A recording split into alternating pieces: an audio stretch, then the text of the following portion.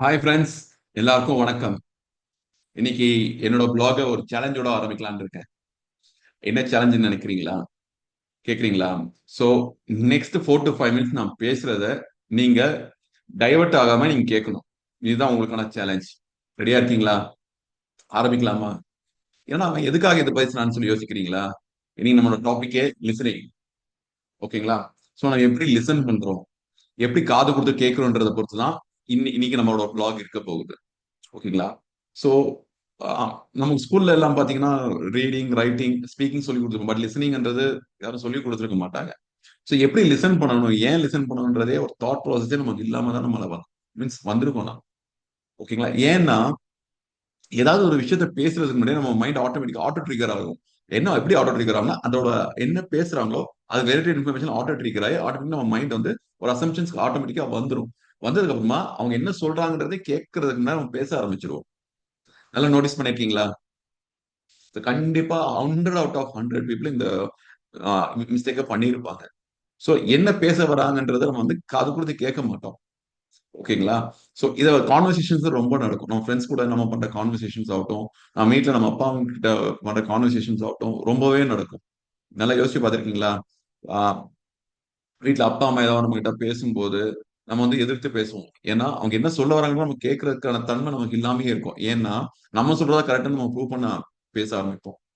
ஓகேங்களா? சோ அந்த இடத்துல என்ன ஆகும்னா நம்ம லிசனிங்ன்ற ஸ்கில்ல வந்து நம்ம வந்து மிஸ் பண்றோம் அங்க. இதே தான் ஒர்க் பண்ற இடத்துலயும் ஒர்க் என்வாயன்மெண்ட்ல அதான் நடக்குது. சோ மேஜர் ப்ராப்ளம் வந்து இந்த லிசனிங் பொறுமை இல்லாதனால தான் எல்லாமே நடக்குது. பொறுமையா கேட்கிற தன்மை இல்ல. பேஷன்ஸ் இல்ல.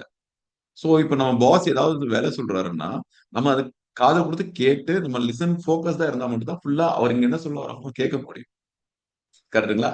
ஆவரேஜா பார்த்தீங்கன்னா, every not more then 8 to 10 minutes நம்மளால வந்து பார்த்தீங்கன்னா, ஒரு விஷயத்த கான்சன்ட்ரேட் பண்ண முடியாது.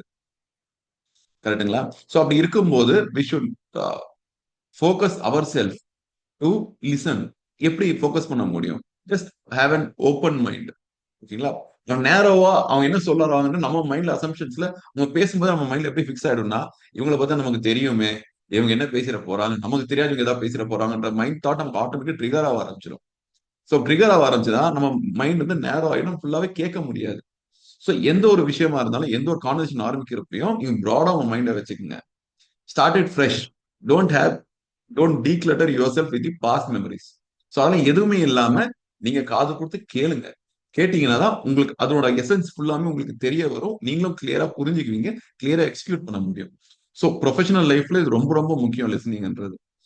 நமக்கு மேல இருக்க சுப்பீரியர் கிட்டயோ, இல்ல நம்ம சபார்டினேட்ஸ் கிட்டயோ, இல்ல நம்ம கீழ ஒர்க் பண்ற ஆளுங்க கிட்ட வந்து பாத்தீங்கன்னா, நம்ம வந்து பொறுமையா லிசனிங் ஸ்கில்ஸ நெறைய வளர்த்துக்க வேண்டியிருக்கு. ஸோ எப்படின்னா நமக்கு மேல இருக்கவங்க சொல்லும்போது நம்ம காது கொடுத்து கேட்கணும். அதே மாரி நம்ம கீழ இருக்கவங்க சொல்லும்போது நம்ம காது கொடுத்து கேட்கணும். ஃபர்ஸ்ட் என்ன சொல்ல வராங்கன்னு சொல்லிட்டு. நம்ம வந்து எதிர்த்து பேசிறக்கூடாது. எனக்கு தெரியாது நீ ஏதாவது பேச போறியா? நான் சொல்றத நீ செய்ன்னு சொல்லும்போது we are losing the trust on them.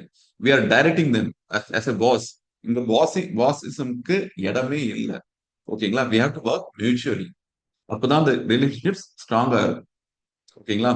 So listening ஸ்கில்ஸ வளர்த்துக்கலாம் நம்ம. எப்படி வளர்த்துக்கலாம்னா, ஜஸ்ட் ஸ்டே ஃபோகஸ்ட். காமா ஒரு இடத்துல உட்கார்ந்து நீங்க யோசிக்க ஆரம்பிங்க. பீஸ்ஃபுல்லா ஒரு 1 to 100 வரைக்கும் கவுண்ட் பண்ணுங்க.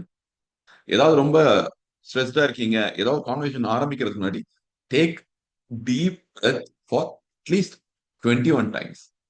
ஓகேங்களா? பண்ணிட்டு கான்வர்சேஷன் ஆரம்பிங்க. சோ உங்களுக்கு அந்த ஸ்ட்ரெஸ்ன்றது உங்க மைண்ட்ல இருந்து போயிடும். உங்க மைண்ட் ரிலாக்ஸ்டா இருக்கும். சோ நீங்க கேட்கறதுக்காகவும் ரெடியா இருப்பீங்க. எதுவுமே எதிர்த்து பேசுற டிஃபென்சிவ் மோடுக்கு நீங்க போக மாட்டீங்க. ஓகே, கண்டிப்பா இந்த டெக்னிக்க ட்ரை பண்ணி பாருங்க. So whenever you are starting a conversation with your team are going for a meeting, என்ன பண்ணணும்னா டீப் பிரெத் எடுங்க. எத்தனை வாட்டி? 21 டைம் டீப் பிரெத் எடுங்க. அதுக்கப்புறம் கான்வர்சேஷன் ஆரம்பிங்க. ஓகேங்களா? கண்டிப்பா உங்களுக்கு வந்து ஆ நல்லா இருக்கும். ட்ரை பண்ணுங்க. Okay. Thank you so much.